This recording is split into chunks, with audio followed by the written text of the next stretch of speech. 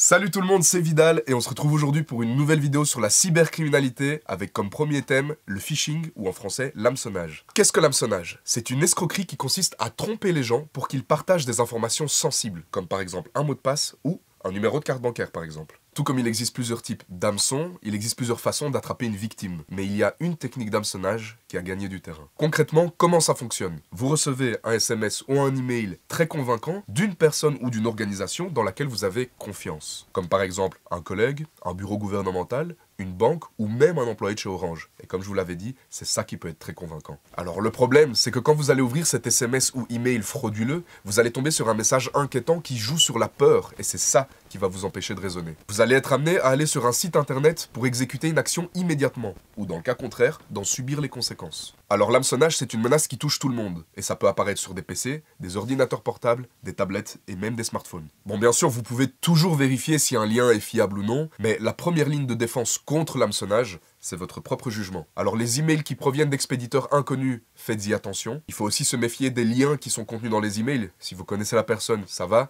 Si vous la connaissez pas, faut faire gaffe. Si vous suspectez qu'un email n'est pas légitime, rien ne vous empêche de vérifier par vous-même sur internet en copiant-collant une partie du texte afin de voir si cette technique d'hameçonnage avait déjà été utilisée au préalable. Ça peut paraître évident, mais ne donnez jamais votre mot de passe ou votre code PIN, que ce soit par téléphone ou par email. Voilà, c'est la fin de cette vidéo. J'espère que vous avez appris quelque chose et que vous ferez bien sûr attention pour l'avenir. Et puis de toute façon, nous on se retrouve très bientôt pour une nouvelle vidéo sur la cybercriminalité.